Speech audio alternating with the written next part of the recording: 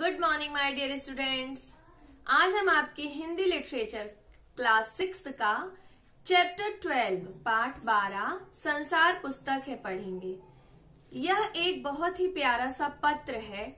इस पत्र को पंडित जवाहरलाल नेहरू जी ने लिखा है। यह पत्र पंडित जवाहरलाल नेहरू जी अपनी पुत्री इंदिरा गांधी जी को लिखते हैं। जवाहरलाल नेहरू जी का जन्म 14 नवंबर 1889 को हुआ था और जैसा कि आप सबको पता होगा कि ये हमारे भारत के प्रथम प्रधानमंत्री थे। बच्चों से इन्हें बेहद लगाव था, मतलब बच्चे इनको बहुत अच्छे लगते थे और बच्चे भी इनको चाचा नेहरू के नाम से जानते थे। इनकी बेटी जो इंदिरा गांधी थी वो जब 10 वर्ष की थी तो नेहरू जी ने उनको अनेक चिट्ठियां लिखी और इसमें उन्होंने उनको बताया कि पृथ्वी की शुरुआत कैसे हुई और मनुष्य ने अपने आप को कैसे धीरे धीरे समझा और पहचाना। और ये जितनी चिट्ठियां हैं वो बच्चों में अपने आसपास की दुनिया के बारे में सोचने, समझने और जानने की उत्सुकता पैदा करती हैं। नेहरू जी को अपने देश के बारे में बोलने बताने में विशेष आनंद आता था। ये सभी चिट्ठियाँ, मतलब जितनी भी चिट्ठियाँ इन्होंने अपनी पुत्री को लिखी हैं, ये सारी चिट्ठियाँ पिता के पत्र पुत्री के नाम पुस्तक में संकलित है। मतलब एक पुस्तक है पिता के पत्र पुत्री के नाम, उसमें ये सारी चिट्ठियाँ संकलित हैं।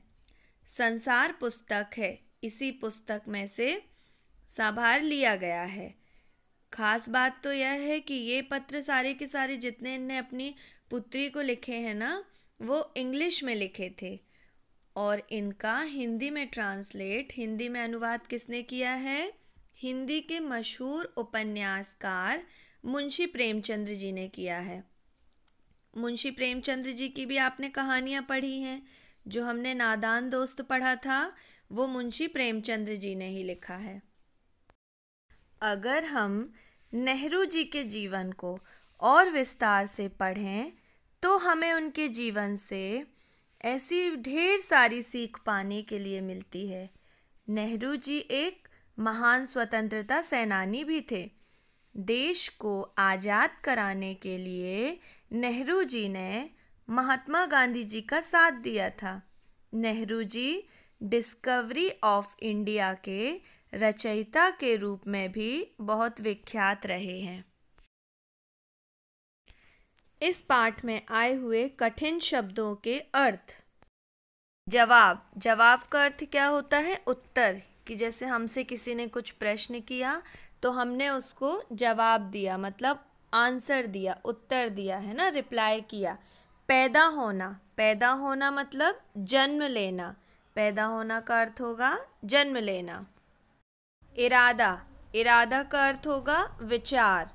रोड़ा, रोड़ा मतलब पत्थर, पत्थर का एक टुकड़ा। शौक, शौक का अर्थ होता है दिलचस्पी या रुचि। हमको जैसे कोई चीज़ बहुत पसंद है, हमको किसी चीज़ का बहुत शौक है, मतलब रुचि है।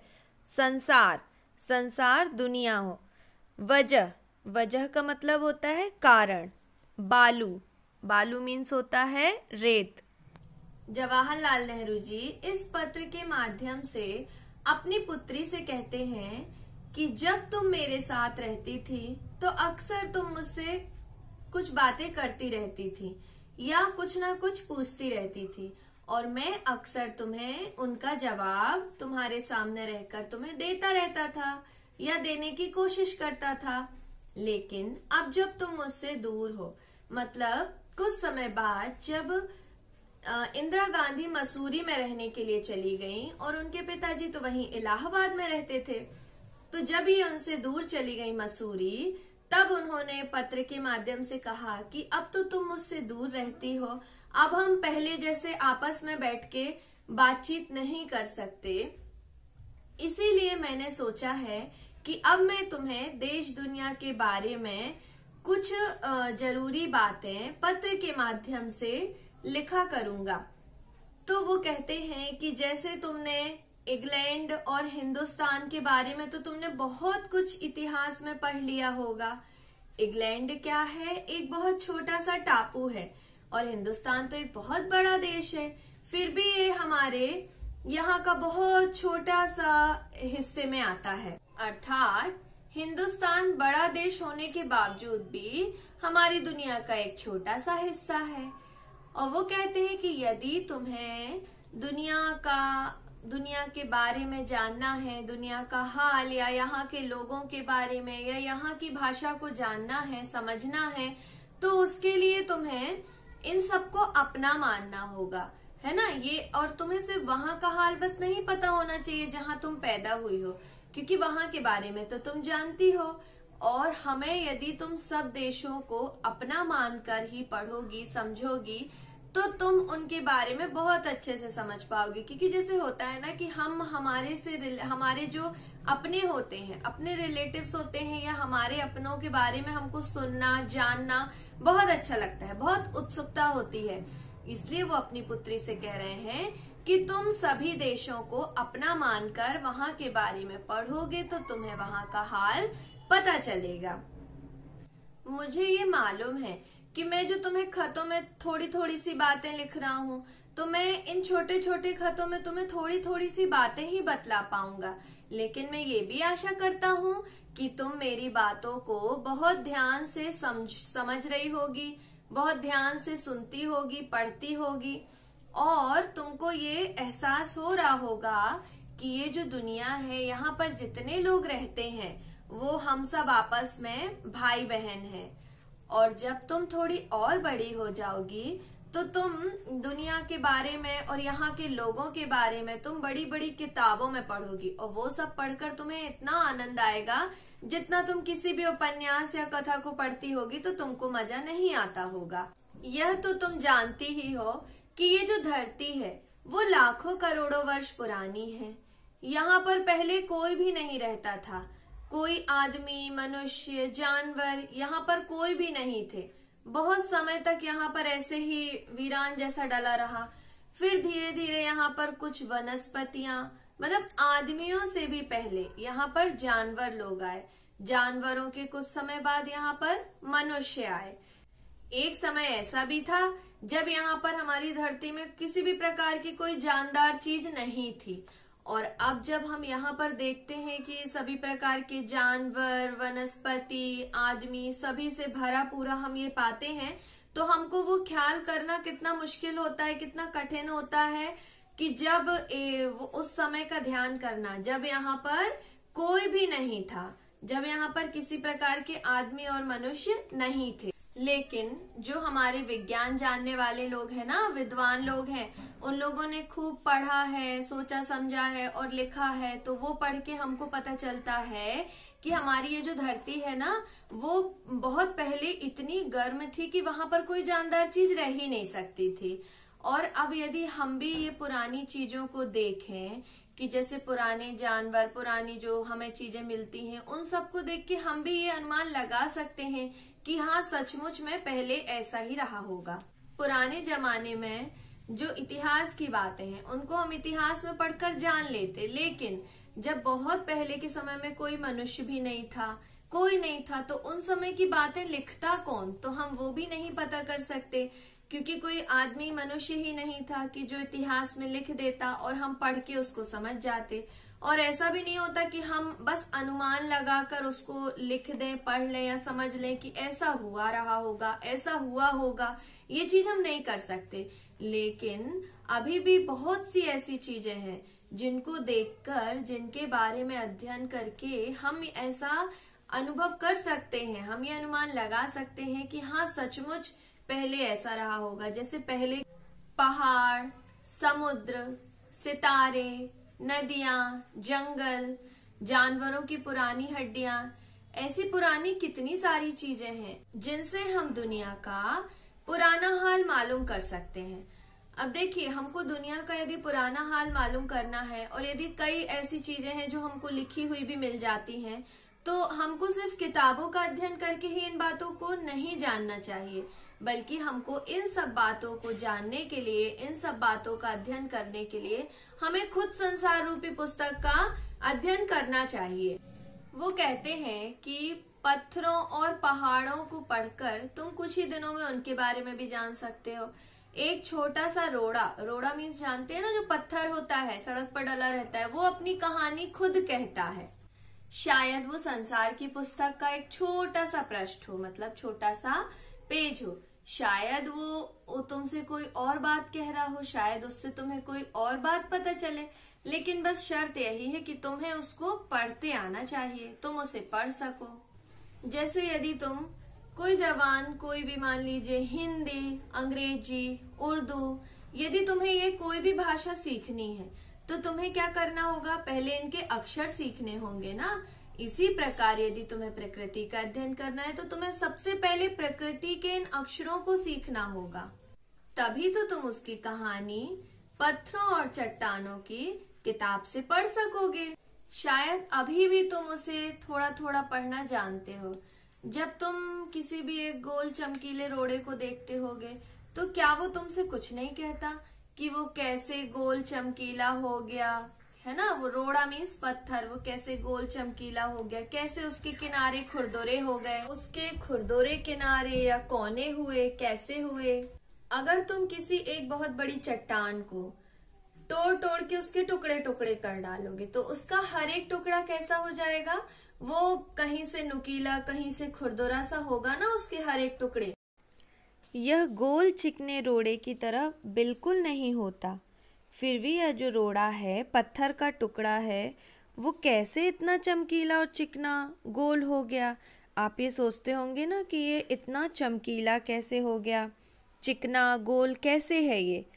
अगर तुम्हारी आंखें देखें और तुम्हारा कान सुने तो तुम उसी के मुंह से उसकी कहानी भी सुन सकती हो। वो रोड़ा तुमसे कहेगा कि एक समय ऐसा था जिसे शायद बहुत दिन गुजरे हों, वह भी एक चट्टान का टुकड़ा था, है ना। मतलब एक समय वो बता रहा है कि वो भी एक चट्टान का टुकड़ा था, मतलब बहुत समय पहले की बात है। ठीक उसी टुकड़े की तरह, मतलब उसमें भी किनारे थे और कोने भी थे जिसे तुम बड़ी चट्टान से तोड़ते हो। शायद वह किसी पहाड़ के दामन में पड़ा रहा, मतलब वो जो टुकड़ा है जिसको तुम किसी चट्टान से तोड़ते हो, वो शायद किसी पहाड़ के दामन में पड़ा रहा। तब पानी आया, फिर क्या हुआ, जब वो पहाड़ के पास पड़ा रहा तो पानी आया अचानक से, है ना, और उसे उस टुकड़े को बहाकर कहाँ पर ले गया, छोटी घाटी के पास तक ले गया। फिर वहाँ से क्या हुआ, वहाँ से एक पहाड़ी नाला आया, पहाड़ी नाले ने उसको ढकेलते हुए ढकेल ढकेल कर उसे एक छोटे से दरिया में पहुँचा दिया। मतलब वो कहाँ से, घाटी से आके पहाड़ी नाले से ढकेल कर एक छोटे दरिया में पहुँच गया। इस छोटे से दरिया से वह बड़े दरिया में गया, मतलब पहले छोटे दरिया पे आ गया था, अब वो छोटे दरिया से बड़े दरिया में पहुँच गया। इस बीच वह दरिया के पैंदे में लुढ़कता रहा, मतलब इस बीच में क्या हुआ, वो इधर से छोटे दरिया से बड़े दरिया, इस प्रकार वो उसके पैंदे में इधर उधर लुढ़कता रहा उसके किनारे, और लुढ़कते लुढ़कते उसके किनारे क्या हो गए, घिस गए, और घिसते जाने से फिर वो क्या हो गया, चिकना हो गया और उसमें चमक आ गई।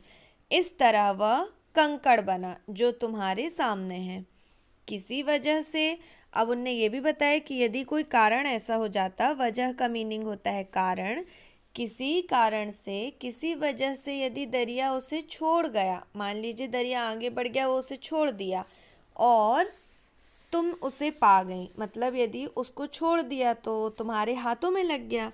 अगर दरिया उसे आगे ले जाता, है ना, यदि उसको वहाँ ना छोड़ता, तुम्हारे हाथों में ना लगता, तो दरिया उसको और आगे ले जाता और फिर वो धीरे धीरे छोटा होते होते मतलब वो जितना बचा था कंकड़ वो और छोटा होता जाता, और छोटा होते होते अंत में बालू, बालू का मीनिंग अभी मैंने बताया था ना, रेत, अंत में वो क्या होता, रेत का एक जर्रा हो जाता और समुद्र के किनारे अपने भाइयों से जा मिलता।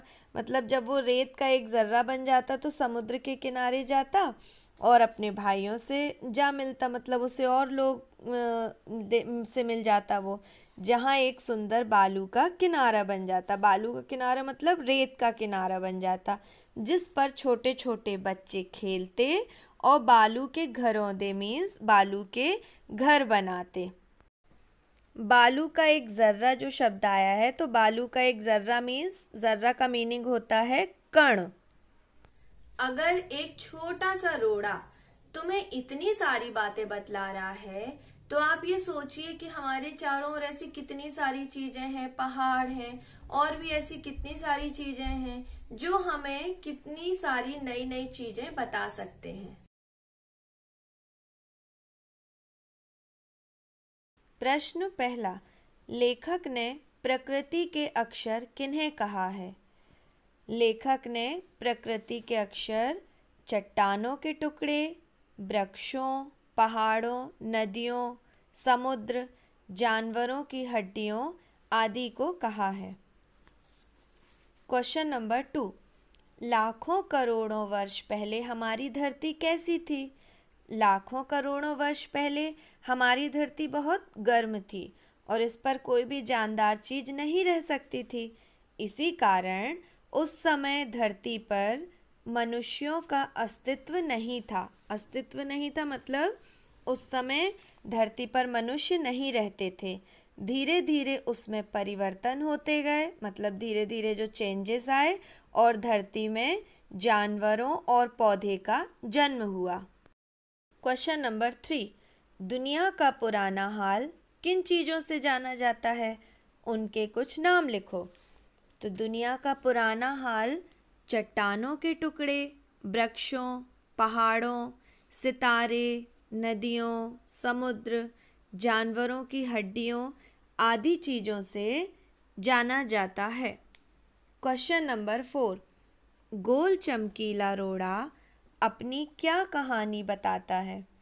गोल चमकीला रोड़ा अपनी कहानी बताते हुए कहता है कि वह कभी एक चट्टान का हिस्सा था। एक दिन पहाड़ों से बहते हुए पानी ने उसे बहाकर घाटी में भेज दिया।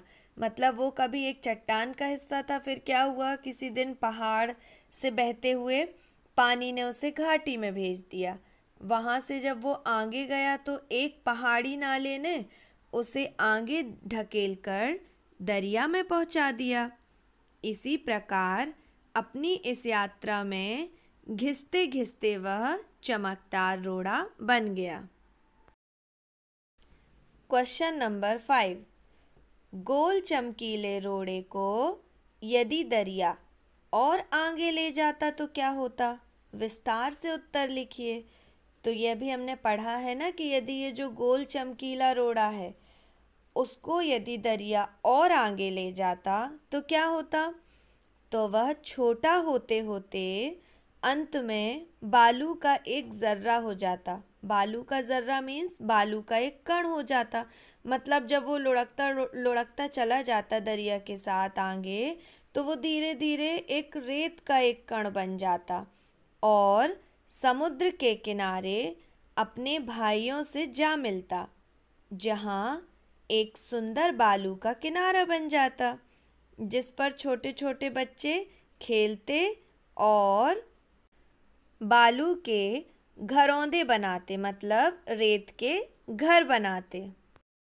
क्वेश्चन नंबर 6, नेहरू जी ने इस बात का हल्का सा संकेत दिया है कि दुनिया कैसे शुरू हुई होगी।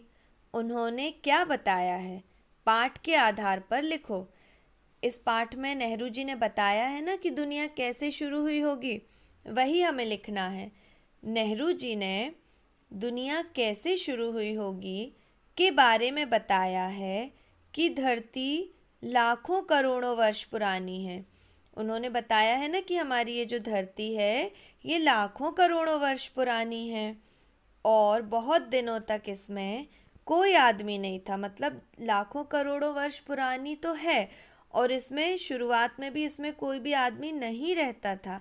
आदमियों से भी पहले सिर्फ जानवर रहते थे और जानवरों से पहले तो एक ऐसा समय भी था जब यह धरती बेहद गर्म थी। बेहद गर्म थी मतलब बहुत गर्म थी, आग के गोले जैसे गर्म थी, और इस पर कोई जानदार चीज नहीं रह सकती थी।